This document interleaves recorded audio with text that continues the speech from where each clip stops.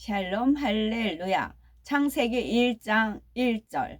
태초에 하나님이 천지를 창조하시니라. 아멘. 창세기 강의 6번째, 영의 분리입니다. 신과 영의 차이에 대해서 말씀드렸지요. 신은 형상에 중점을 둘 때 붙이고 영은 마음에 중점을 둘 때 붙입니다. 우리나라 성경 개역 한글판에는 이런 영적인 의미를 잘 구분하여 기록되어 있습니다. 그런데 영어를 비롯한 외국어 성경 중에는 이런 영적인 의미들이 명확하게 구분되지 않은 경우도 있습니다. 그러나 영적인 의미를 먼저 이해하면 한국어와 표현이 다르다 해도 말씀이 잘 이해되실 줄 압니다. 이 두 가지가 구분되지 않은 언어권에서는 혹여 신과 영이 같은 단어로 표현됐다 해도 구약에서는 대부분 형상에 중점을 두었고 신약에서는 마음 곧 내면에 중점을 두었음을 기억하고 말씀을 들으시기 바랍니다. 첫째, 삼위일체 하나님의 호칭들 살펴보겠습니다. 하나님은 삼위일체 하나님을 종합적으로 부르는 호칭입니다. 그리고 신을 붙인 것은 형상에 초점을 둔 구약시대의 표현들이고 영을 붙인 것은 마음에 초점을 둔 신약시대의 표현이지요. 하나님을 마음으로 느끼지 못한다면 하나님과의 관계는 아무래도 형식적인 차원에 머물게 될 것입니다.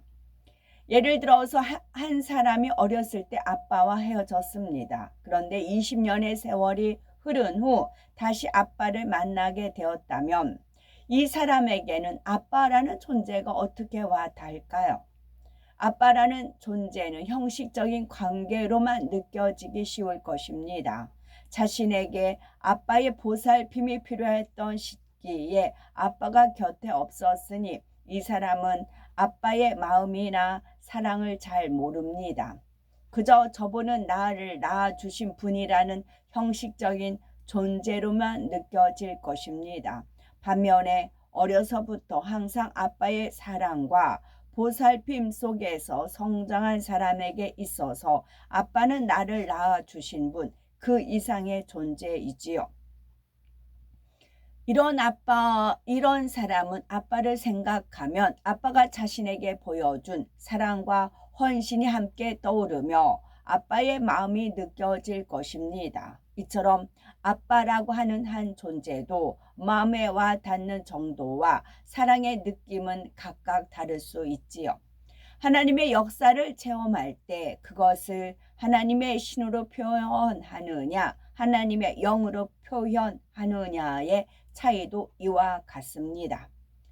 하나님의 신을 살펴보면 구약시대 이스라엘 사람들은 하나님을 아버지라 부를 수 없었습니다. 그 당시 사람들에게 있어서 하나님은 인생의 생사화복을 주관하는 유일신이었지요. 그리고 자신들은 유일신인 하나님께 택함을 받은 백성이라 여겼습니다. 그래서 구약시대에는 하나님 신이라는 표현을 사용하였지요. 예를 들어서 창세기 1장 2절을 보면 하나님의 신은 수면에 운행하시니라 했습니다. 이는 삼위일체 하나님께서 물로 덮인 지구 위에 친히 내려오셔서 살피셨다는 뜻입니다. 또한 출애굽기 31장 3절을 보면 여호와께서 성망을 짓는 기술자인 부살렐에게 하나님의 신을 충만케 했다 하였지요. 이스라엘 백성이 아닌 이방인들도 하나님은 이스라엘 백성이 믿는 신이다 하는 정도만 알았습니다. 그래서 창세기 41장 38절에 보면 애굽의 왕 바로가 요셉을 가르쳐 하나님의 신이 감동한 사람이라 한 것을 볼 수가 있지요. 하나님의 영은 살펴보면 이러한 구약시대와 달리 신약시대에는 하나님의 영이란 표현이 사용이 되었습니다. 여기서 영은 진리, 선, 사랑 등 하나님의 마음의 속성을 일으킵니다. 그래서 영으로 읽으세요, 온영으로 읽으세요 라는 말은 진리, 선, 사랑을 읽으세요 그런 말이에요. 제가 영으로 읽으세요, 온영으로 읽으세요 그런 하나님 말씀을 읽어 드릴 때 이제 마음을 진리로, 선으로, 사랑으로 읽으세요. 그리고 온영은 이 진리와 선과 사랑을 온전하게 온 집에 충성하는 마음으로 어디서나 진리, 선, 사랑을 읽으세요 그런 의미입니다. 영을 읽으세요, 영으로 들어가세요가 우리 마음의 진리, 선, 사랑을 이루세요입니다. 신약시대 하나님의 자녀들은 하나님의 역사를, 진리가 뭐예요? 예수 그리스도, 진리의 영, 선, 착한 모든 것이 합력하여 선, 그 다음에 율법의 완성은 사랑입니다. 하나님의 역사를 체험할 때 이러한 하나님의 마음을 느낍니다. 예를 들어서 로마서 8장 9절에 만일 너희 속에 하나님의 영이 거하시면 너희가 육신에 있지 아니하고 영에 있나니 했습니다. 여기서 하나님의 영이 그 안에 거하신다는 것은 하나님의 마음이 그 안에 임해 있다는 뜻입니다. 곧 하나님의 속성인 진리, 선, 사랑이 그 사람의 마음에도 임해 있다는 뜻입니다. 따라서 이런 사람은 육신에 있지 않고 영에 있다고 하는 것입니다. 물론 신약시대의 사람들의 마음 안에 오신 분은 삼위일체 하나님 중에서 성령님의 분체인 성령입니다. 그런데 굳이 하나님의 영이라고 표현한 이유는 단지 신적인 존재가 우리에게 임했다는 것만 말하고자 하는 것이 아니기 때문입니다. 우리가 성령을 받아 하나님의 자녀가 될 수 있게 하신 하나님의 사랑도 느끼게 하기 위한 것입니다. 로마서 8장 14절에 무릇 하나님의 영으로 인도함을 받는 그들은 곧 하나님의 아들이라 했습니다. 신약 시대에 믿는 사람들 안에 계시며 진리로 인도하시는 분은 성령인데 여기서 성령으로 인도받는다 하지 않고 하나님의 영으로 인도받는다라고 표현한 이유도 마찬가지입니다. 한 사람 한 사람이 하나님의 자녀가 되기까지 크신 사랑을 베풀어 주신 하나님의 마음을 나타내 주시는 것입니다. 또한 하나님의 마음을 닮아 나가는 사람이 진정 하나님의 아들이 될 수 있다는 의미까지 이 말씀에 담아 놓은 것이지요. 한 사람이 하나님의 자녀가 되기까지는 삼위일체 하나님께서 함께 역사하십니다.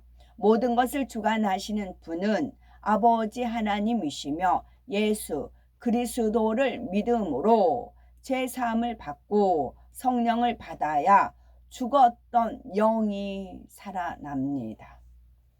그래서 주 예수님과 성령이잖아요. 플러스 마이너스 음양의 조화입니다. 그래야 생명이 잉태가 되는 겁니다.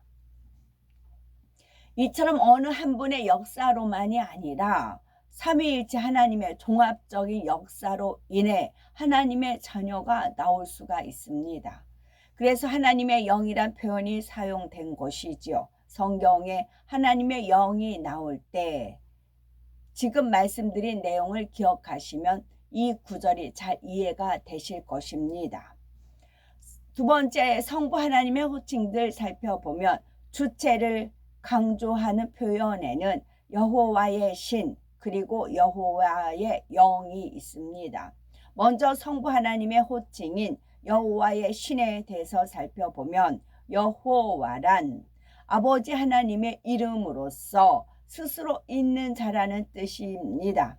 여호와의 신은 아버지 하나님께서 분리해 내신 분체를 가리키는 호칭 중에 하나이지요. 아버지 하나님께서는 구약시대에 친히 주체가 되어 많은 일을 이루셨습니다. 사사들이나 선지자들과 분체로서 함께 하시며 그들의 마음을 감동시키시고 능력과 지혜도 주셨지요. 예를 들어서 사사기 3장 10절을 보면 여호와의 신이 사사 운니엘에게 임하심으로 그가 전쟁에서 이긴 기록이 나옵니다. 사사기 14장 6절에는 삼손이 여호와의 신에게 크게 감동되어 손에 아무것도 없어도 그 사자를 염소 새끼를 찢은같이 찢었다 했습니다. 사무엘상 16장 13절에는 사무엘 선지자가 다윗에게 기름을 붓자 이날 이후로 다윗이 여호와의 신에게 크게 감동되니라 하였지요. 이 밖에도 구약 곳곳에 여호와의 신이 임재한 기록이 나옵니다. 그런데 여호와란 표현은 구약 성경에만 나온다 하였지요. 또한 구약 시대에는 여호와 뒤에 영이 아닌 신을 주로 붙인다 했습니다. 따라서 여호와의 신이란 표현만 가능하고 여호와의 영이란 표현은 나올 수가 없지요. 하지만 여호와의 영이란 표현이 구약 성경 열왕기상 22장 24절과 역대하 18장 23절에 나옵니다. 두 구절은 모두 거짓 선지자 시드기야가 한 말을 동일하게 기록한 것이지요. 당시 북이스라엘은 남유다와 연합하여 아람과 전쟁을 하려 했습니다. 이에 시드기야는 여호와의 이름을 빙자하여 전쟁의 승리를 장담하지요. 그러나 하나님의 참된 선지자 미가야는 시드기야의 애언이 거짓임을 말합니다. 거짓말하는 영이 거짓 선지자들에게 역사하고 있다고 한 것이지요. 이에 시드기야가 마가야의 뺨까지 치면서 여호와의 영이 나를 떠나 어디로 말미암아 가서 네게 말하더냐 했던 것입니다. 여기서 여호와의 영이란 표현은 하나님 편에서 사용한 것이 아니라 거짓 선지자가 표현한 것입니다. 또한 여호와 하나님의 마음에 중점을 두어 여호와의 영이라 표현한 것도 아닙니다. 단순히 악에 속한 영이 아니라 하나님께 속한 영이라는 의미에서 여호와의 영이라고 표현을 한 것이지요. 이처럼 원칙에서 벗어난 표현에는 반드시 이유가 있습니다. 속성을 강조하는 여러 가지 호칭들 살펴보면 여호와의 신은 아버지 하나님께서 분리해내신 분체를 가리키는 호칭 중에 하나라 했습니다.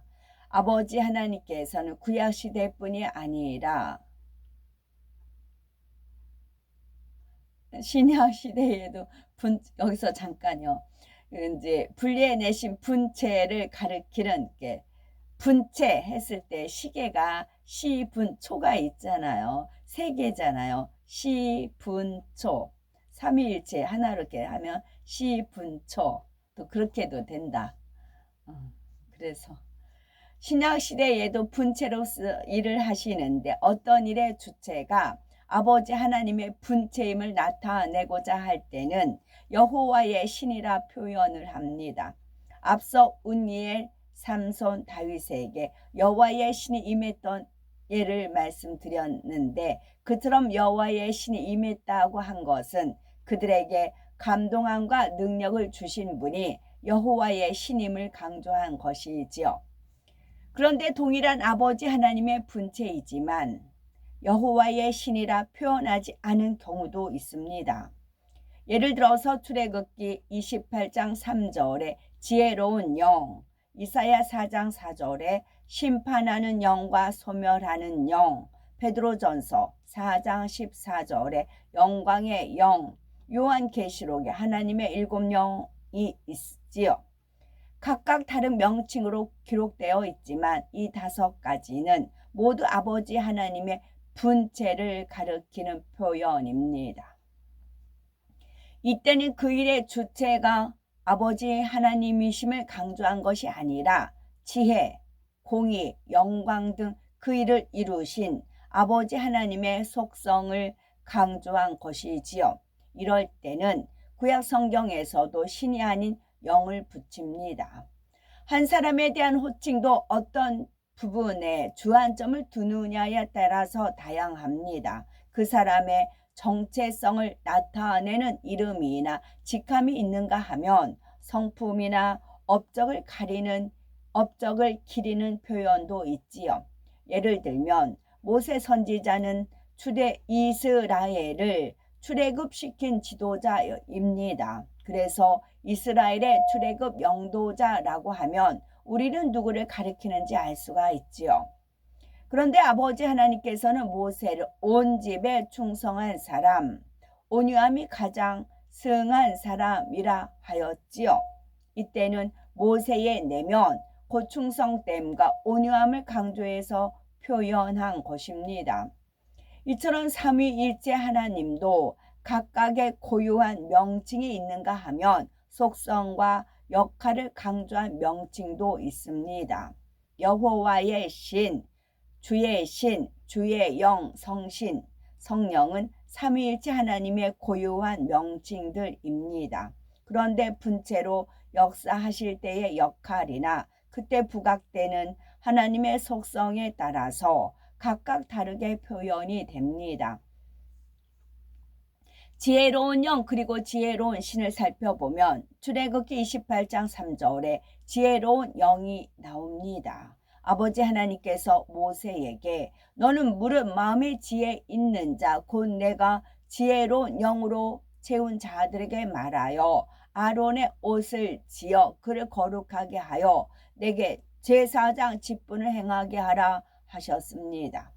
여기서 지혜로운 영이란 하나님의 속성 중에 하나인 지혜의 마음을 뜻합니다. 따라서 지혜로운 영으로 채운 자들이란 하나님의 속성 중에 하나인 지혜가 마음 안에 주어진 사람들을 뜻합니다. 출애굽기 36장 1절에 보면 부살렐과 오홀리압과 및 마음이 지혜로운 사람 곧 여호와께서 지혜와 총명을 부으사 성소에 쓸 모든 일을 할 줄 알게 하심을 입은 자들은 여호와의 무릇 명하신 대로 할 것이니라 했습니다. 따라서 아버지 하나님께서 지혜로운 영으로 채우셨다는 것은 지혜를 그에게 부어주셨다는 뜻이 됩니다.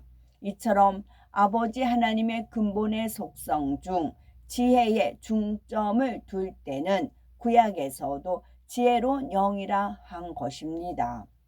그런데 이사야 11장 2절에 여호와의 신 곧 지혜와 총명의 신이요 모략과 재능의 신이요 지식과 여호와를 경외하는 신이라 했습니다. 또한 신명기 34장 9절에 모세가 눈의 아들 여호수아에게 안수하였으므로 그에게 지혜의 신이 충만하니 이스라엘 자손이 여호와께서 모세에게 명하신 대로 여호수아의 말을 순종하였더라 했습니다. 여기서 왜 지혜로운 영이 아니라 지혜의 신이라고 했을까요? 이때는 지혜라는 속성 자체나 역할을 강조한 것이 아니기 때문입니다. 여호와 하나님을 지혜의 근본 대신 신으로 인식하며 기록한 표현이지요. 그러므로 우리가 아버지 하나님께 지혜를 구한다면 지혜의 신을 주세요 라고 하는 것이 아니라 지혜로운 영을 주세요 라고 해야 하는 것입니다. 우리가 하나님의 일을 할 때에 특별히 하늘의 지혜가 더 필요하다면 지혜로운 영을 부어주세요 이렇게 기도해야 되겠지요. 그러면 아버지 하나님께서는 우리에게 지혜로운 영을 주셔서 당면한 문제를 쉽게 풀 수 있게 해 주십니다. 야고보서 1장 5절에 너희 중에 누구든지 지혜가 부족하거든 모든 사람에게 후히 주시고 꾸짖지 아니하시는 하나님께 구하라. 그리하면 주시리라 했지요. 하지만 지혜를 구한다고 해서 누구나 항상 응답받는 것은 아닙니다. 위로부터 지혜를 받기 위해서는 먼저 아버지 하나님을 닮아야지요. 야고보서 3장 17절에 오직 위로부터 난 지혜는 첫째 성결하고 했지요. 우리가 성결을 이루어 하나님의 마음을 닮은 만큼 하나님의 마음에 있는 지혜의 속성이 우리 마음에 임합니다. 지혜의 근본 되시는 하나님의 마음이 지혜로운 영으로 우리 안에 채워지는 것이지요. 위로부터 임하는 지혜는 세상의 지혜와는 다릅니다. 세상에서는 사리 분별을 잘하고 어떤 지식을 잘 활용해 나갈 때 지혜롭다 말하지요. 그러나 하나님께서 주시는 지혜는 머리에서 나오는 지혜가 아니라 우리 마음으로부터 나오는 지혜입니다. 자기가 아는 지식을 가지고 이럴 때는 이렇게 해야지 하고 머리를 쓰는 것이 아니지요. 어떤 상황에 처하든지 어떤 일을 만나든지 가장 선하고 아름다운 방법론이 마음에서 자연스럽게 주관되는 것이 바로 이로부터 임하는 지혜입니다. 마음의 악을 버림으로써 선한 마음이 되는 만큼 가장 좋은 방법이 더욱 또렷하게 마음에 그려지는 것이 바로 위로부터 난 지혜요 아버지 하나님의 마음에서 나온 지혜로운 영의 역사입니다. 심판하는 영, 소멸하는 영을 살펴보면 이사야 4장 4절에 심판하는 영과 소멸하는 영이 나옵니다. 이는 주께서 그 심판하는 영과 소멸하는 영으로 시온의 딸들의 더러움을 씻으시며 예루살렘의 피를 그 중에서 청결케 하실 때가 됨이라 했습니다. 아버지 하나님은 모든 만물의 주권자로서 모든 것을 심판하실 수 있고 심판의 결과에 따라 상벌을 주시는 분이십니다. 그래서 시편 9편 7절에서 8절에 여호와께서 영영히 앉으시며 심판을 위하여 보좌를 예비하셨도다. 공의로 세계를 심판하시며 정직으로 만민에게 판단을 행하시리로다 했습니다.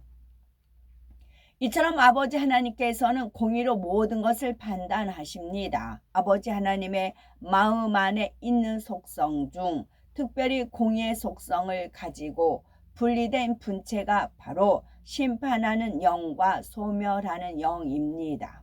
심판하는 영이 두루 살피며 공의의 잣대로 각 사람의 마음과 행실을 재지요. 또한 민족 단위나 나라 단위로도 재십니다. 그래서 개인이나 단체의 악행이 아버지 하나님께서 정하신 선을 넘으면 소멸하는 영을 통해서 재앙을 내리시지요. 하늘에서 직접 불을 내려 소멸하시거나 전쟁이나 기근이나 질병 등의 재앙으로 심판을 단행하시는 것입니다. 이런 하나님의 역사는 성경 곳곳에 나타나 있지요. 예를 들어서 창세기 15장 16절에 아버지 하나님께서 아브라함에게 네 자손은 시대 만에 이 땅 곧 가나안 땅으로 돌아오리니 이는 아무리 족속의 죄악이 아직 관영치 아니함이니라 하셨습니다.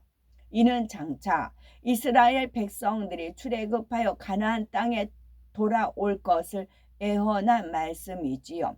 이스라엘 백성들이 4대 만에 가나안 땅에 돌아왔을 때는 아무리 족속을 비롯하여 7 족속이 그 땅에 살고 있었습니다. 그래서 이스라엘 백성이 가나안 땅을 되찾으려면 그 땅에 거민을 쫓아내거나 멸해야 했지요. 그런데 이때 그 땅 거민들이 아무런 잘못도 없이 이런 심판을 받는 것은 아닙니다. 하나님께서 이스라엘 백성을 택하셨다 해도 이방 족속을 막무가내로 심판하시지는 않습니다. 정확한 공의 가운데 심판하시지요. 아버지 하나님께서는 그때가 되면 그 땅 거민들의 죄악이 심판받을 수밖에 없는 선에 이를 것을 미리 아셨지요. 그리고 그때가 되자 이스라엘 백성을 심판의 도구로 삼으신 것입니다. 그리고 이스라엘 백성에게 가나안 땅을 주심으로 아브라함에게 하신 약속을 이루셨지요. 모세는 이러한 하나님의 뜻과 섭리를 밝게 알고 있었습니다. 그래서 가나안 땅을 눈앞에 두고 이스라엘 백성들에게 이를 전했지요. 이는 신명기 9장 4절에서 5절에 잘 나타나 있습니다. 네 하나님 여호와께서 그들을 네 앞에서 쫓아내신 후에 네가 심중에 이르기를 나의 의로움을 인하여 여호와께서 나를 이 땅으로 인도하여 들여서 그것을 얻게 하셨다 하지 말라. 실상은 이 민족들이 악함을 인하여 여호와께서 그들을 네 앞에서 쫓아내심이니라. 네가 가서 그 땅을 얻음은 너의 의로움으로 인함도 아니며 네 마음이 정직함을 인함도 아니요 이 민족들의 악함을 인하여 네 하나님 여호와께서 그들을 네 앞에서 쫓아내심이라. 여호와께서 이같이 하심은 네 열조 아브라함과 이삭과 야곱에게 하신 맹세를 이루려 하심이니라 하셨습니다. 그러면 아버지 하나님께서는 오직 공의로만 심판하시는 분이실까요? 요나서를 보면 공의를 뛰어넘는 아버지 하나님의 사랑을 느낄 수가 있습니다. 요나서 1장 2절을 보면 너는 일어나 저 큰 성읍 니느웨로 가서 그것을 쳐서 외치라. 그 악독이 내 앞에 상달하였음이니라 했습니다. 여기서도 니느웨 성의 악독이 하나님 앞에 상달됐기 때문에 멸망의 심판이 선포되고 있지요. 아버지 하나님께서 심판하는 영으로 두루 감찰하신 결과입니다. 공의 잣대로만 본다면 니느웨 성은 이대로 심판받게 됩니다. 그런데 요나를 통해 멸망의 심판이 임박함을 알게 된 니느웨 백성들은 물론 왕과 신하들까지 금식하며 여호와께 부르짖고 죄를 회개하며 악한 길에서 돌이켰습니다. 심지어는 짐승들까지도 금식을 시켰지요.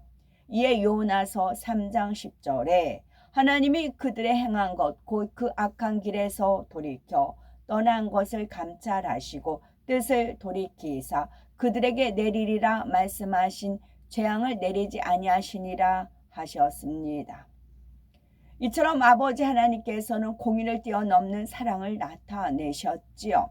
혹여 환난이나 재앙을 만난 분이 계십니까? 더 이상의 어려움을 겪지 않기 원한다면 니느웨 백성들처럼 하나님 앞에서 철저히 낮아지시기 바랍니다.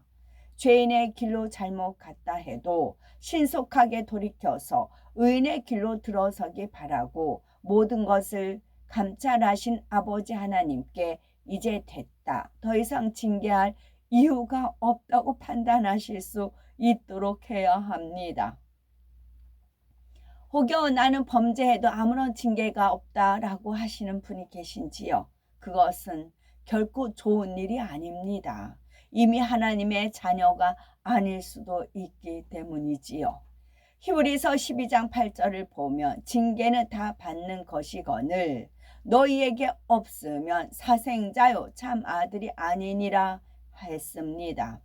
육의 부모들도 다른 집의 자녀들이 잘못하는 것은 상관하지 않습니다. 마찬가지로 이미 하나님의 자녀가 아닌 사람은 범죄해도 하나님께서 일일이 상관하지 않으십니다. 물론 마지막 심판 때는 각자의 죄값에 따라 형벌을 받게 되지요.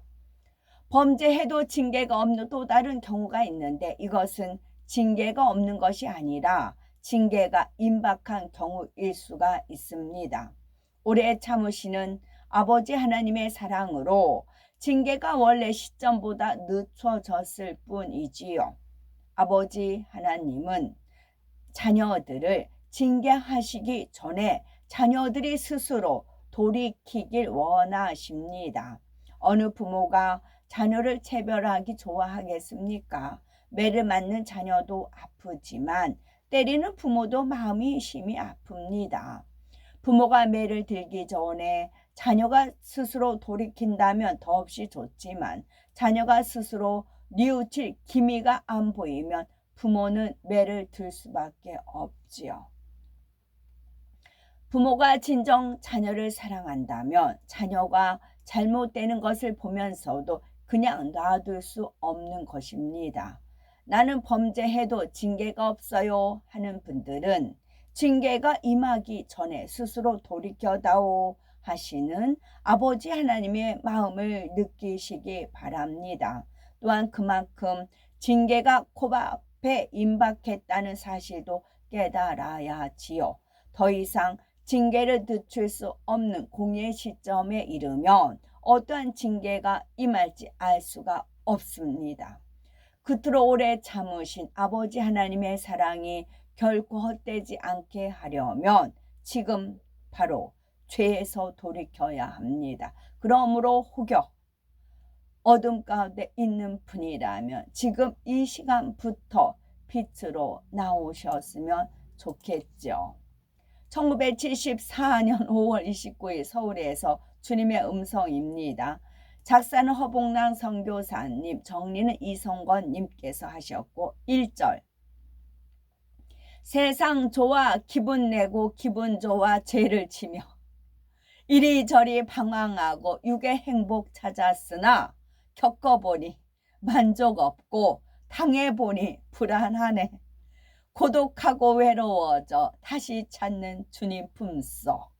2절 주님 찾아 산속 깊이 주님 찾아 광야 길에 헤매이고 애처롭게 흐느끼는 나를 보고 주님 음성 부드럽게 내 귓가에 속삭이네. 어리석은 이 자식아 나는 네 곁에 늘 있단다. 3절 너의 마음 세상 죄에 가득하고 마비되어 네 마음속에 내 성전에 내가 어이 좌정하랴. 너는 나를 늘 잊고서 네 마음대로 살았으나 나는 너를 잊지 않고 네 곁에서 널 지켰다. 4절 사랑하는 내 신부야 세상 그만 절교하고 불타는 내 가슴 속에 파묻혀서 살지어다. 나는 너의 요새이며 환난 날의 피난처니 풍파노도 밀려와도 내 품속에 살고 지고. 5절 난관 역경 헤쳐나가 태산 출령 넘어갈 때 주님 손이 날 붙들어 환난 통과하고 나서 예비하신 그 밀실에 내 영육을 보호하고 아름다운 지상천년 찬란하다 영광이여. 아멘.